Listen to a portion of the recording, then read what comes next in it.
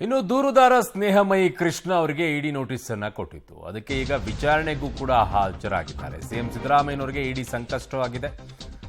ಇಡಿ ವಿಚಾರಣೆಗೆ ಈ ಕಡೆಗೆ ಸ್ನೇಹಮಯಿ ಕೃಷ್ಣ ಕೂಡ ಹಾಜರಾಗಿದ್ದಾರೆ. ಶಾಂತಿನಗರದ ಇಡಿ ಕಚೇರಿಯಲ್ಲಿ ವಿಚಾರಣೆಗೆ ಹಾಜರಾಗಿದ್ದಾರೆ. ಕಳೆದ 2 ಗಂಟೆಗಳಿಂದ ಸ್ನೇಹಮಯಿ ಕೃಷ್ಣಗೆ ಪ್ರಶ್ನೆಗಳ ಸುರಿಮಳೆಯನ್ನೇ ಗೈದಿದ್ದಾರೆ. ದಾಖಲೆಗಳ ಸಮೇತ ವಿಚಾರಣೆಗೆ ದೂರುದಾರ ಹಾಜರಾಗಬೇಕಾಗಿರೋದೇ ದಾಖಲೆಗಳ ಸಮೇತವಾಗಿ. ಕಾರಣ ನೋಟಿಸ್ ಅನ್ನ ಕೊಟ್ಟಿರೋದು, ನೀವು ಇಂಥ ದೂರನ್ನ ಕೊಟ್ಟಿದ್ರಲ್ಲ, ಈ ದೂರಿಗೆ ಸಂಬಂಧಪಟ್ಟಂತೆ ನಿಮ್ಮ ಹತ್ರ ದಾಖಲೆಗಳು ಏನಿದೆ ಅದನ್ನು ತಂದು ಕೊಡಿ ಅಂತ ಕೇಳಿರ್ತಾರೆ. ಆ ನಿಟ್ಟಿನಲ್ಲೇ ಈಗ ದಾಖಲೆಗಳ ಸಮೇತವಾಗಿ ವಿಚಾರಣೆಗೆ ಹಾಜರಾಗಿದ್ದಾರೆ. ನನ್ನ ಸಹೋದ್ಯೋಗಿ ಈಗ ಕ್ರೈಮ್ ಬ್ಯೂರೋ ಹೆಡ್ ಆಗಿರುವಂಥ ಮುರಳೀಧರ್ ನನ್ನ ಸಂಪರ್ಕಕ್ಕೆ ಸಿಗ್ತಾ ಇದ್ದಾರೆ. ಮುರಳೀಧರ್, ಈಗ ಒಂದು ಕಡೆಗೆ ಈಗ ವಿಚಾರಣೆಗಂತೂ ಹಾಜರಾಗಿದ್ದಾರೆ. ಸಹಜವಾಗಿಯೇ ದೂರನ್ನ ಕೊಟ್ಟಿರುವಂಥವ್ರನ್ನ ನೋಟಿಸ್ ಕೊಟ್ಟು ಕರೆಸಿದಾಗ ನೀವು ದಾಖಲೆಗಳನ್ನು ತೊಗೊಂಡು ಬಂದು ಮೊದಲು ಕೊಡಿ ಅಂತ ಕೇಳ್ತಾರೆ. ಆ ದಾಖಲೆಗಳನ್ನು ಹೋಗಿ ಕೊಟ್ಟಿದ್ದಾರೆ. ಬಟ್ 2 ರೀತಿಯಲ್ಲಿ ಹೋಗ್ತಾ ಇದೆ. ನಾನು ಆಗಲೂ ಆ ವಿಚಾರಕ್ಕೆ ಬರ್ತಾ ಇದೆ. 14 ಸೈಟ್ಗಳನ್ನು ಕೊಟ್ಟಿದ್ದು ಹೇಗೆ ಸಾಕ್ಷ್ಯನಾಶ ಆಗುತ್ತೆ ಅನ್ನೋದು. ಇನ್ನೊಂದು ಕಡೆಗೆ ಸ್ನೇಹಮಯಿ ಕೃಷ್ಣ ಅವರು ಇವತ್ತು ವಿಚಾರಣೆಗೆ ಹಾಜರಾದಂಥ ಸಂದರ್ಭದಲ್ಲಿ ಆಗಿರುವಂಥ ಬೆಳವಣಿಗೆಗಳು ಏನು ಸಿಗ್ತಾ ಇದೆ ಮಾಹಿತಿ? ಅರುಣ್, ಸಾಕ್ಷ್ಯನಾಶದ ಬಗ್ಗೆ ಹೇಳ್ತಾ ಹೋದ್ರೆ ಈಗ ಪ್ರಮುಖವಾಗಿ ಸಾಕ್ಷ್ಯನಾಶಕ್ಕೆ ಪ್ರಮುಖ ಕಾರಣ ಏನಂದ್ರೆ ತನಿಖೆ ಪ್ರಾರಂಭ ಆದ ಬಳಿಕ. ಯಾಕೆಂದ್ರೆ 2 FIR ಗಳಾಗ್ತವೆ. ಒಂದು ಲೋಕಾಯುಕ್ತದಲ್ಲಿ FIR ಆಗುತ್ತೆ ಮತ್ತು ಇಡಿಯಲ್ಲಿ ECIR ಅನ್ನ ದಾಖಲನ್ನ ಮಾಡ್ಕೊಳ್ತಾರೆ. ಇದಕ್ಕಿಂತ ಮುಂಚಿತವಾಗಿ ಅಥವಾ ಹೈಕೋರ್ಟ್ ಆದೇಶಕ್ಕಿಂತ ಮುಂಚಿತವಾಗಿ ಈ ರೀತಿಯ ಸೈಟ್ಗಳನ್ನ ವಾಪಸ್ ಕೊಟ್ಟಿದ್ರೆ ಅದು ಯಾವುದೇ ರೀತಿಯ ಸಾಕ್ಷ್ಯನಾಶ ಆಗ್ತಾ ಇರಲಿಲ್ಲ. ಯಾವಾಗ ಹೈಕೋರ್ಟ್ ಒಂದು ನಿರ್ದೇಶನ ಕೊಡುತ್ತೆ, ಲೋಯರ್ ಕೋರ್ಟ್ ನಿರ್ದೇಶನದ ಮೇಲೆಗೆ FIR ಕೂಡ ದಾಖಲಾಗುತ್ತದೆ. ಅದಾದ ನಂತರ ECIR ದಾಖಲಾಗುತ್ತೆ. ECIR ದಾಖಲಾಗಿ 1 ದಿನದ ಬಳಿಕ ಮೂಡಾದ 14 ಸೈಟ್ಗಳನ್ನ ವಾಪಸ್ ಮಾಡುವಂತ ಪ್ರಯತ್ನಗಳನ್ನ ಮಾಡ್ತಾರೆ ಮತ್ತು ಅದರಲ್ಲಿ ಸಕ್ಸಸ್ಫುಲ್ ಕೂಡ ಆಗುವಂಥದ್ದು. ಅಂದ್ರೆ ಇಡೀ ಪ್ರಕರಣದ ಪ್ರಮುಖ ಸಾಕ್ಷಿಯಾಗಿರಂತ ಆ 14 ಸೈಟ್ಗಳು, ಆ 14 ಸೈಟ್ಗಳನ್ನ ಮುಟ್ಟುಗೋಲು ಹಾಕೊಂಡು ಇಡೀ ಅಧಿಕಾರಿಗಳು ತನಿಖೆನ ಮಾಡಬೇಕಾಗತ್ತೆ. ಅದನ್ನ ವಾಪಸ್ ಕೊಟ್ಟಿರುವಂತದ್ದು ಸರಿಯಾದ ಸೂಕ್ತದ ಕ್ರಮವಲ್ಲ ಅಂತ ಹೇಳಿ ಪ್ರದೀಪ್ ಕುಮಾರ್ ಅವರು ಆರೋಪವನ್ನ ಮಾಡಿರುವಂತದ್ದು ಮತ್ತು ತಕ್ಷಣವೇ ಮೂಡಕ್ಕೆ ಪತ್ರವನ್ನು ಬರೆದು ಆ 14 ಸೈಟುಗಳನ್ನ ಮುಟ್ಟುಗೋಲು ಹಾಕೊಳ್ಬೇಕು ಅಂತ ಹೇಳಿ ಮನವಿಯನ್ನ ಮಾಡ್ಕೊಳ್ತಾ ಇದ್ದಾರೆ. ಇದು ಪ್ರದೀಪ್ ಕುಮಾರ್ ಅವರ ವಿಚಾರ. ಆದ್ರೆ ಇನ್ನು ಸ್ನೇಹಮಯಿ ಕೃಷ್ಣ ಅವರ ವಿಚಾರಕ್ಕೆ ಸಂಬಂಧಪಟ್ಟಂತೆ ಬೆಳಗ್ಗೆ 11 ಗಂಟೆಯಿಂದಲೂ ಕೂಡ ಅವರು ವಿಚಾರಣೆಗೆ ಹಾಜರಾಗಿದ್ದಾರೆ. ವಿಚಾರಣೆಗೆ ಹಾಜರಾಗಿ ಒಂದಷ್ಟು ಮಾಹಿತಿಗಳನ್ನ ಹಂಚಿಕೊಳ್ಳುವಂತ ಪ್ರಯತ್ನಗಳನ್ನ ಮಾಡ್ತಾ ಇರುವಂತದ್ದು. ಜೊತೆಗೆ ಪ್ರಮುಖವಾಗಿ ಈ ರೀತಿಯಲ್ಲಿ ಇಡಿಯ ಮುಂದೆ ಬಂದ ಸಂದರ್ಭದಲ್ಲಿ ಅವರ ವೈಯಕ್ತಿಕ ವಿಚಾರಗಳೇನಿದೆ, ವೈಯಕ್ತಿಕ ಕುಟುಂಬದ ವಿಚಾರ ಇರ್ಬೋದು, ಜೊತೆಗೆ ಅವರ ಆಸ್ತಿ ವಿಚಾರ ಇರ್ಬೋದು, ಅವರ ಇನ್ಕಮ್ ವಿಚಾರ ಇರ್ಬೋದು, ಎಲ್ಲಾನು ಕೂಡ ಒಂದು ಕ್ಲಾರಿಫಿಕೇಶನ್ ಅನ್ನ ಕೊಡಬೇಕು.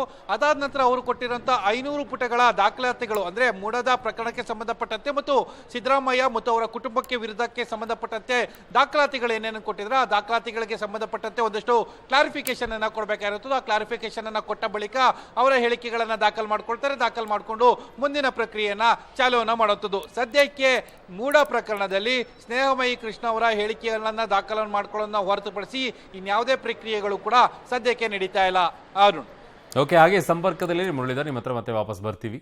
ಸೊ ಕಳೆದ 2 ಗಂಟೆಗಳಿಂದಲೂ ಕೂಡ ಸ್ನೇಹಮಯಿ ಕೃಷ್ಣ ಅವರಿಗೆ ಪ್ರಶ್ನೆಗಳ ಸುರುಮಳೆಯನ್ನ ಇಡಿ ಮಾಡ್ತಾ ಇದೆ.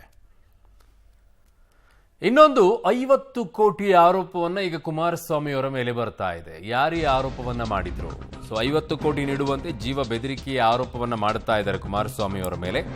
HDK ವಿರುದ್ಧ ಉದ್ಯಮಿ ವಿಜಯ್ ಟಾಟಾ ಈ ದೂರನ್ನ ಕೊಟ್ಟಿರೋದು. ಅಮೃತಹಳ್ಳಿ ಪೊಲೀಸ್ ಠಾಣೆಯಲ್ಲಿ NCR ದಾಖಲಾಗಿದೆ.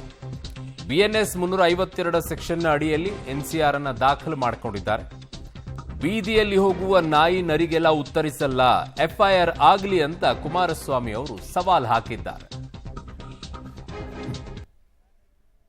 ಇಲ್ಲಿ ಸರ್ಕಾರ ಹೇಗೆ ನಡೀತಾ ಇದೆ, ಈಗ ನಿನ್ನೆ ಮೊನ್ನೆ ನಡೆದಂಥ ಘಟನೆ, ಯಾವ ರೀತಿ ಅಧಿಕಾರಿಗಳ ಮುಖಾಂತರ ಸಾಕ್ಷಿಗಳನ್ನು ಇವತ್ತು ಸಂಪೂರ್ಣವಾಗಿ ನಾಶ ಮಾಡತಕ್ಕಂಥ ಒಂದು ವಾತಾವರಣ ನಿರ್ಮಾಣ ಮಾಡ್ಕೊಂಡಿದ್ದಾರೆ.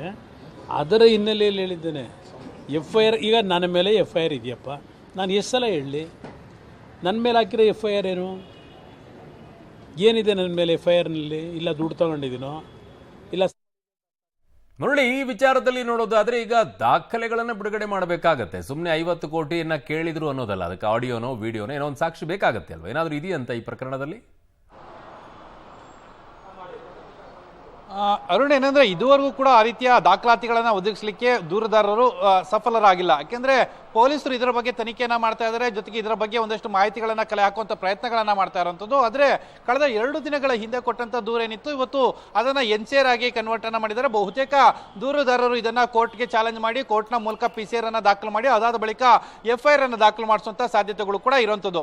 ಅಂದ್ರೆ ದೂರುದಾರರ ಆರೋಪ ಇರುವಂತದ್ದು ಕುಮಾರಸ್ವಾಮಿ ಅವರು ಇರಬಹುದು ಮತ್ತು MLC ರಮೇಶ್ ಕುಮಾರ್ ಇರಬಹುದು. ಇವರಿಬ್ಬರು ಕೂಡ ನನ್ನ ಮನೆಗೆ ಬರ್ತಾರೆ, ಮನೆಗೆ ಬಂದು ಚನ್ನಪಟ್ಟಣದ ಉಪಚುನಾವಣೆ ಏನಿದೆ, ಉಪಚುನಾವಣೆಯಲ್ಲಿ ನಿಖಿಲ್ ಅವರ ಹೆಸರನ್ನ ಫೈನಲೈಸ್ ಮಾಡಲಾಗಿದೆ, ಅದಕ್ಕೋಸ್ಕರ 50 ಕೋಟಿ ಹಣವನ್ನ ನೀವು ಫಂಡಿಂಗ್ ಅನ್ನ ಮಾಡಬೇಕು ಅನ್ನೋದ್ರ ಬಗ್ಗೆ ಒಂದು ಮನವಿಯನ್ನ ಮಾಡ್ಕೊಳ್ತಾರೆ. ಜೊತೆಗೆ ಹಣವನ್ನ ಕೊಡದೇ ಇದ್ರೆ ನಿನ್ನ ವಿರುದ್ಧ ಬೇರೆ ಬೇರೆ ಕ್ರಮಗಳನ್ನ ತೆಗೆದುಕೊಳ್ತೀವಿ ಅನ್ನೋ ಸುಲಿಗೆ ಪ್ರಯತ್ನ, ಅಂದ್ರೆ ಭಯ ಬೆಳೆಸಿ ಬೆದರಿಕೆ ಹಾಕಿ, ಜೀವ ಬೆದರಿಕೆ ಹಾಕಿ ನನ್ನ ಬಳಿಯಲ್ಲಿ ಹಣ ಪಡ್ಕೊಳ್ಳೋ ಪ್ರಯತ್ನಗಳನ್ನ ಮಾಡಿದ್ರು ಅನ್ನೋ ಆರೋಪವನ್ನು ಕೂಡ ಮಾಡಿರುವಂತದ್ದು.